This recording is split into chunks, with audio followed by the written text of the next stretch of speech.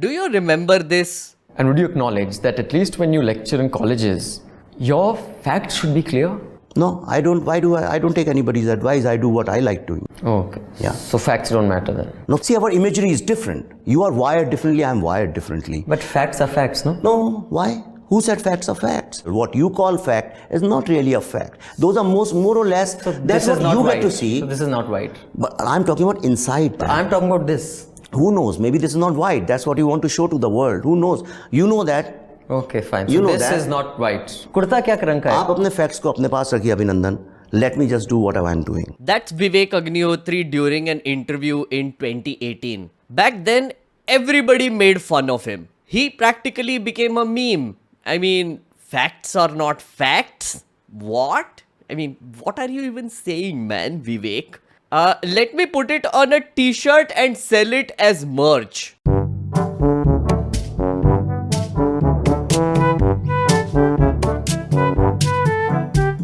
See, I thought it was funny too and just a little bit bizarre. But now in 2024, I think Vivek Agnihotri is a straight up visionary. Vivek unknowingly expressed a very crucial idea which we need to pay more attention to if we want to understand today's world. This powerful idea of facts are not facts is also the reason why I think Donald Trump has won the 2024 US elections. Again, on this, I have a bunch of thoughts.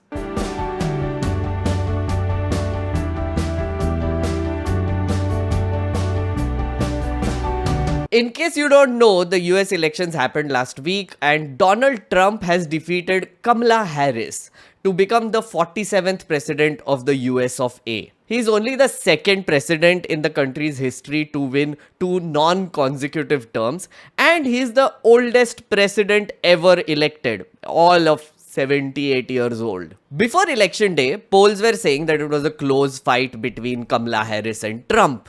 But it turns out it really wasn't. Anyway, Trump won and Republicans now have control of the Senate, and as of writing this, it is very likely that they are going to control the House of Representatives as well. And if you are someone who doesn't like Trump and what he stands for, like me, I don't like him. You must be wondering, how did this annoying orange win again? This idiot, this guy. How did it, what is happening? Don't people see how bizarre his last term was? I mean, they wanted him again? How? Why? Yeah, brains are short-circuiting everywhere. There are extreme reactions coming, but they are quite legitimate. I mean, I get it. I mean, the man refused to accept the results of the 2020 elections where he lost. Then he led an insurrection on January 6th. He is convicted of 34 felonies of fraud, falsifying business records, sexual abuse, and also defamation. Trump has even made history by becoming the first president of the United States of America who is also a criminal. Convicted criminal. Isn't that interesting? Until a few days ago, everyone was waiting to see if Kamala Harris will make history by becoming the first woman president of USA in 235 years of the country's history. But turns out, America decided to make history by choosing a convicted felon before they chose a woman. God bless America, greatest country on the earth. Matlab, woohoo, I guess. Woo, America. Oh, and we have already seen in 2016 how nutty Trump's 4-year term was, first term. He literally took a Sharpie and drew a different path for a hurricane to prove that he's right and everybody else is wrong about where the hurricane was going. During COVID, he constantly undermined scientists and doctors to spread misinformation about the virus, thus making the pandemic worse and causing a lot of deaths. Because clearly, according to Trump, facts are not facts. What a visionary guy this Vivek. Visionary Vivek only. The list of nutty things Trump did during the 2016 and 2020 period are kind of endless. Also, if you have seen any of his speeches in the 2024 campaign, you'd realize that the man is even more unhinged than before. I mean, he's older also, he's 78, but crazier. There is no other way to say this. I mean, he spent 43 minutes just gently swaying on a stage to random songs. Donald Trump, on the other hand, turned his event into a dance party yesterday after two people suffered medical emergencies at the event. Go and vote. Let me hear that music, please. Everyone, let's thank President Trump. Nice and loud.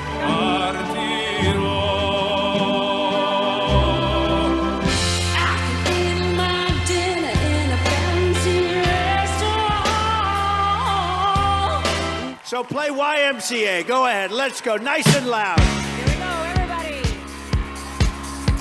Who does that? Who? And then he did this to a microphone stand.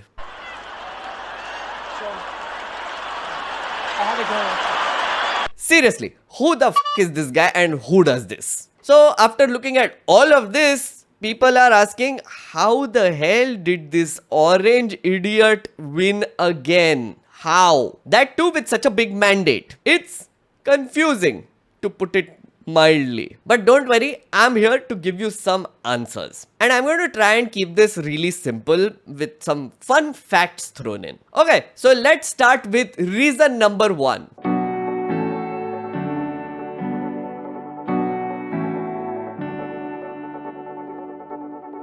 Look at these numbers. During Biden's term, US had a 3% growth rate, murders were down, unemployment rate was down, there were more job openings, manufacturing jobs were up, but then you have to look at the other numbers also. Consumer sentiment was down, home prices were up by 37%, gas prices were up by 33%, everything was getting expensive, trade deficit was up by 27%, it's bad. Oh, and here's 2 more fun facts.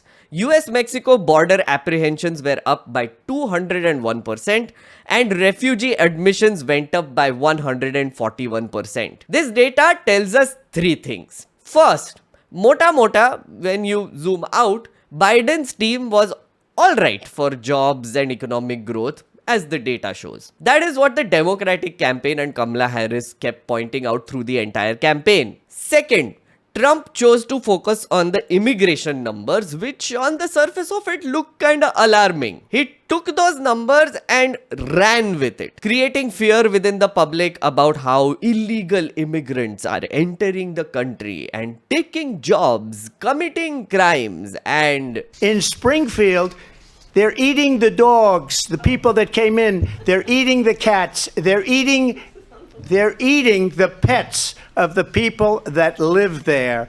And this is what's happening in our country. see, told you he really ran with it. And third, data shows that the American people felt like shit. As the data indicates, everything was more expensive, inflation was high, and home prices have shot up. And when your life is shit, who do you blame? The government. And in this case, a government run by President Joe Biden and Vice President Kamala Harris. In simple words, a large number of American people were feeling rather insecure during their term. So Trump took those insecurities and slathered it with some good old fear of illegal immigration, and he's like, Look, they are coming to attack us. They're coming to take our jobs. he based his entire campaign on it. Trump made up shit as he went along, told fantastical made up stories, and tapped into some really raw emotions that people were feeling. And that's how he won the narrative war. Because ultimately, politics and winning elections is a game of who tells.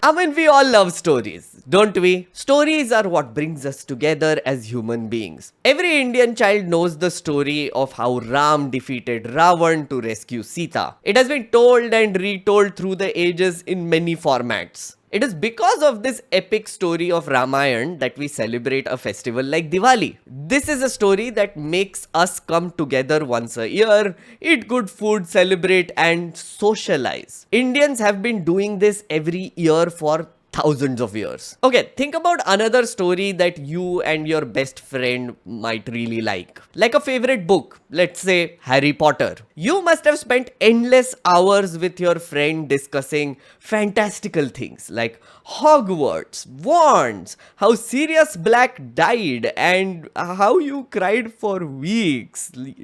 I mean, I did. Okay, you did too. Don't lie. Don't lie. You cried. Even now it makes me sad sometimes. And then Dumbledore also dies, and then Snape dies, and it makes me so raw inside. It makes me feel like, oof, trauma. Anyway, stories. Wonderful made up stories which we share with each other and use to bond with each other as social animals. Okay, now tell me something. Let's say you are a Harry Potter fan and you are having an animated discussion with your best friend about it in class. A random third person comes in and says, So I heard what you two are talking about, yeah, and I just wanted to step in and tell you something.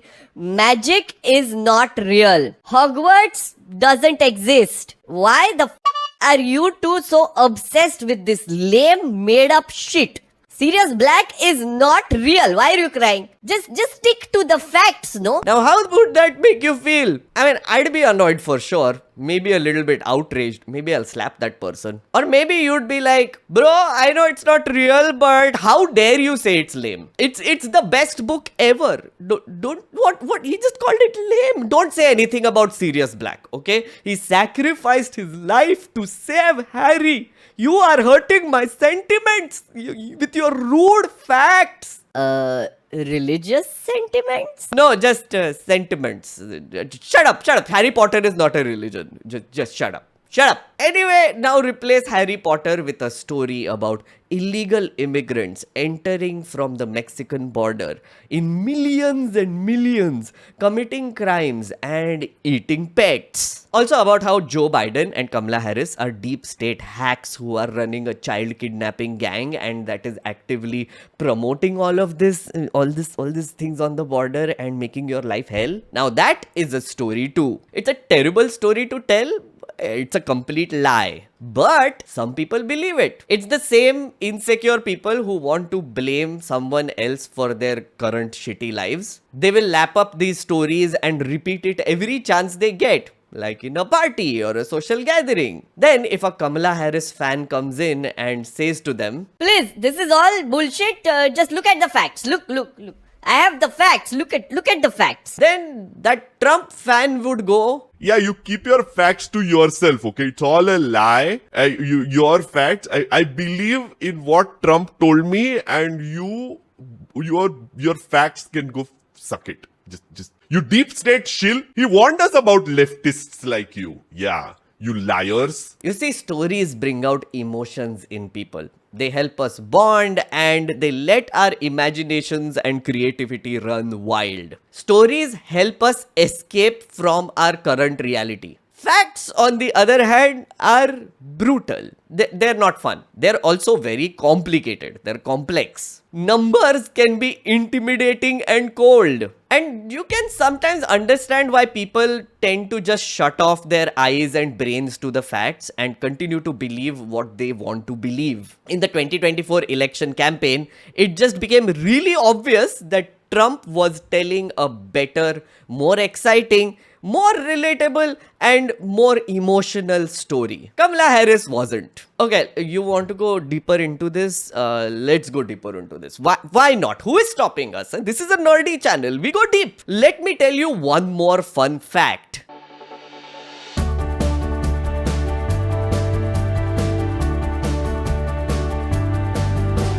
Okay, nerd friends, before we go down this rabbit hole, let me warn you first. This is going to get a little bit abstract and philosophical and might break your brain a little bit. If you are ready for it, I need to take your consent, okay? बाद में मत बोलना हाँ कि Oh, Meghnad, why did you do this to me? I didn't think about all of this. I was living in my reality and now you have changed everything. You're changing my worldview. Like, what, in this 20-minute video, everything changes? Yeah, this is not great. No. you won't say stuff like that. Okay? Okay.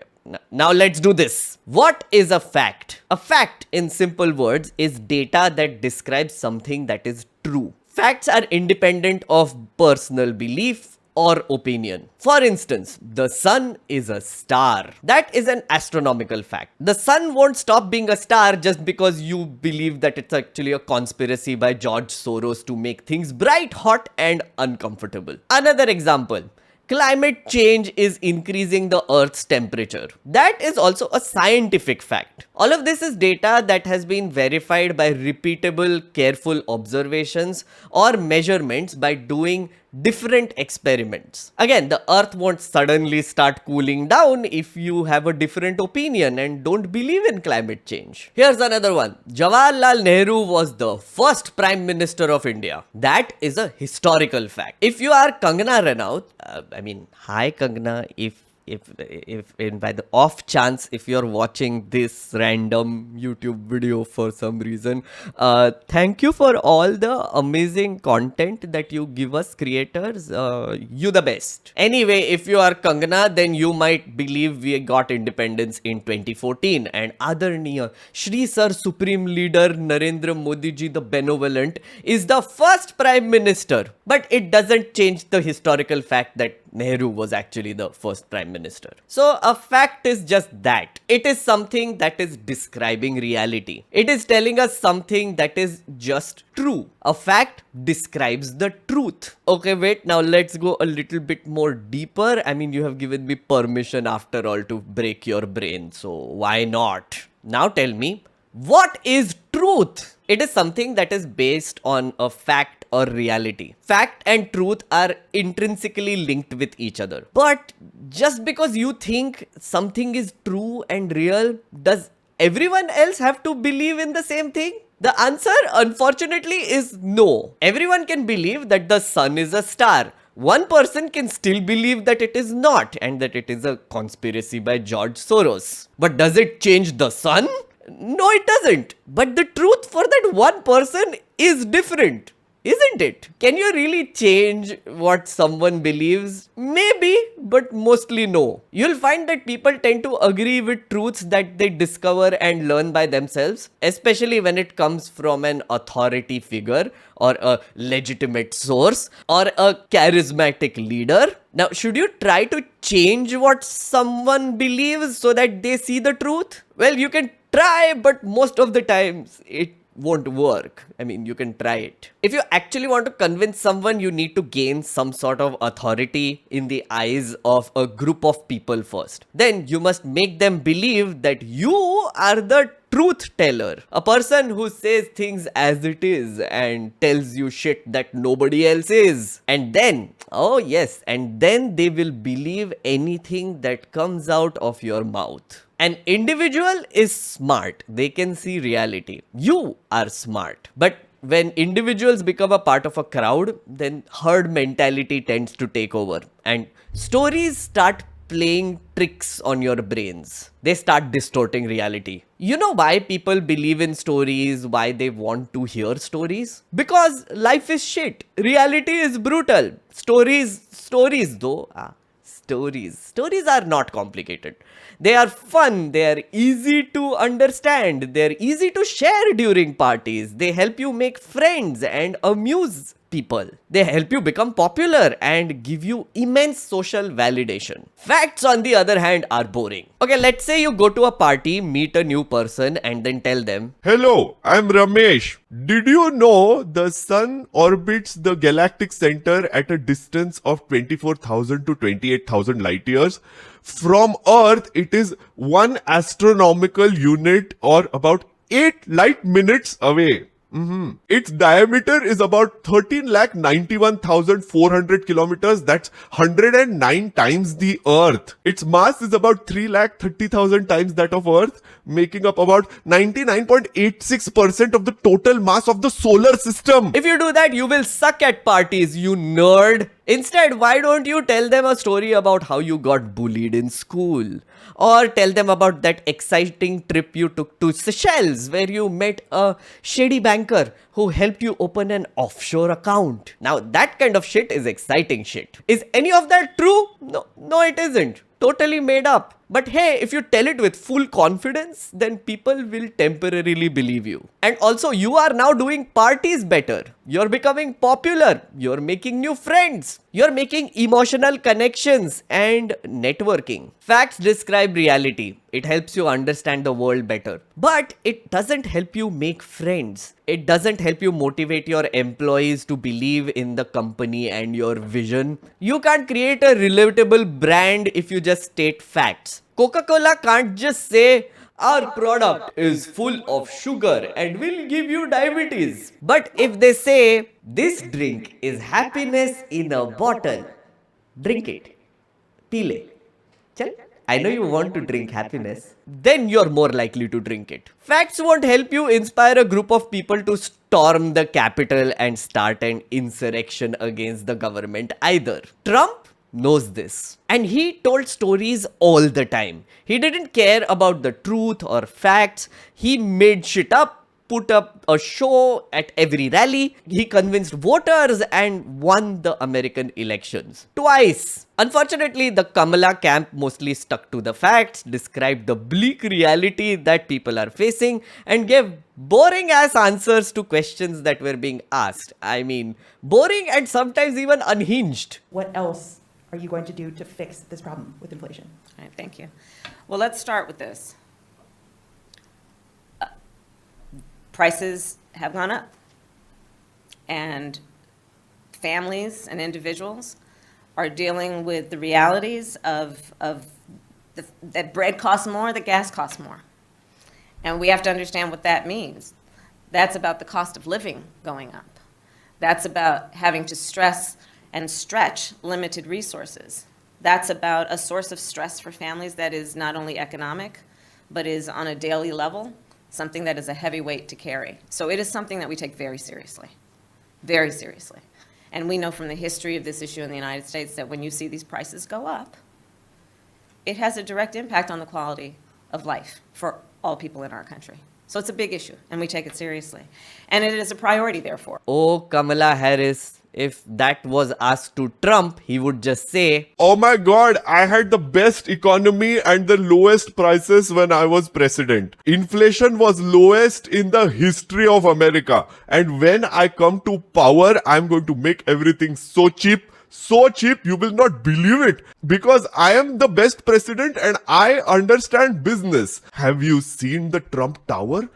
Look at that Trump Tower. Oh my god, isn't it the best tower? That's how I deal with inflation. Just look at that tower, because I have done it before and I'll do it because I will make America great again. Trump proves again and again that facts are not facts. Trump is creating a different reality for his audience. The audience believes it because it's a great story with an emotional appeal. Also because people are desperate and their lives are shitty. A good storyteller creates new realities for the people and gives them a chance to live in that reality. And if there are other people who are living in that same reality, it becomes a cult. Then it becomes a society. It becomes a network, a nexus of delusional human beings who can be made to believe anything and vote for anyone. Now, do you see where I'm going with this? I think you do. I mean, you're a smart little cookie, aren't you? So let me end this video by just giving you a bunch of thoughts.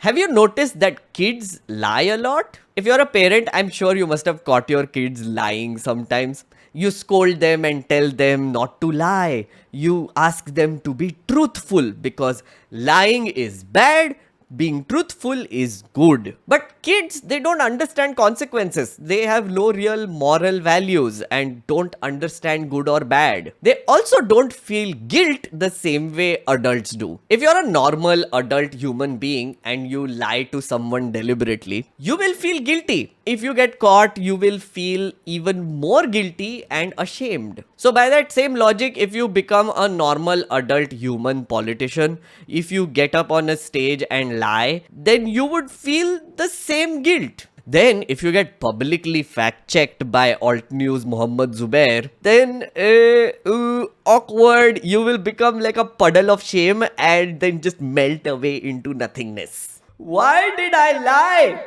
Oh my god, I'm such a terrible person. I have wronged my people. I got fact-checked. My career is over. Wouldn't that be a wonderful world to live in? But here's the thing. If you are that person who feels guilty, you will not make a great politician. You will not become a motivational speaker or an inspirational yoga guru or Vivek Agnihotri or Elon Musk or Donald Trump. Here is another fun fact. There are human beings among us who are still kids in their heads. They don't think lying is a bad thing because they don't understand consequences. They think lying is actually a part of getting what they want and getting ahead in life. They believe that as long as the story is entertaining and it is achieving the intended goal, which is to make people do things that you want them to do, then it's okay to make shit up and say it to a stadium full of people. I mean, when you're on an election stage, facts are not facts. Kamala Harris and the Democrats, the adults with their adult brains and due diligence and facts and their guilt, they lost because facts are not facts. The reality that they were living in was complex and brutal. Kamala tried to describe the reality to everyone and then tried to tell them how she is going to make it better. But she tried not to make shit up when she is describing that base reality. She gave data, facts, tried to explain to people how she will fix it, and then added some rhetoric on top of it. But all of that only reminded people about how shitty their lives are. So then they started asking the question, is this the person who will change my shitty reality and make it better? Trump, on the other hand, just did not care about anybody else's reality. He believed something to be true and then he told his voters some made up stories about it and then induced them into believing in his reality. In that reality, whatever he says is the truth, whatever anybody else says is a lie. So if he is the one who is creating a reality, he can add anything on top of it because it is not based on fact. He can mold the reality according to what he wants every speech he gives. And then the people will just follow along. Bottom line, Trump won because facts are not facts. Why did his voters believe it? Because it's a great story and it helped Trump voters escape their own brutal reality. Who doesn't want to do that? No, you tell me. Oh, you think you're better? Oh, please. Just look at your Instagram and YouTube usage time. You are constantly trying to escape your reality by watching made up content, aren't you? Am I real? Am I telling you the truth? Is what I just told you based on fact or is it fiction? Maybe the better question to ask is, did watching this video make you feel a little better? Smarter, joyful, a little less anxious? Did it help you understand the world a little better? Maybe give you a little knowledge about how politics works? Did it help you escape your shitty reality right now? If the answer is yes, then I have done my job. Thank you for watching and believing in my version of truth. See you next time.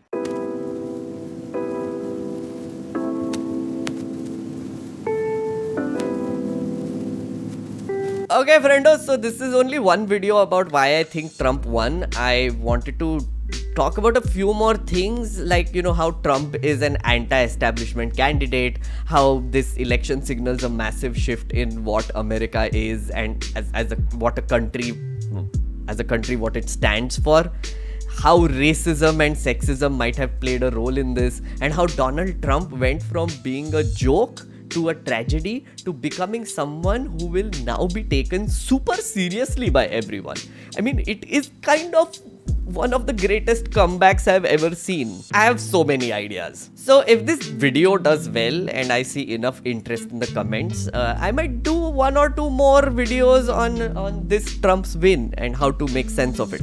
So if you want me to do that, just let me know in the comments. I also wanted to recommend 3 books which will help you understand the current political situation a little better. First, Nexus by Yuval Noah Harari. Please do read it. It's amazing. Second, Techno-Feudalism by Yanis Varoufakis. Third is Attention Merchants by Tim Wu. A lot of thoughts that I have used in this video were taken from a combination of these 3 books and some other stuff that I've been reading. So go read, nerd out, and have fun breaking your brain, I guess. Oh, and please subscribe, share, do all the things. Yes. Thank you.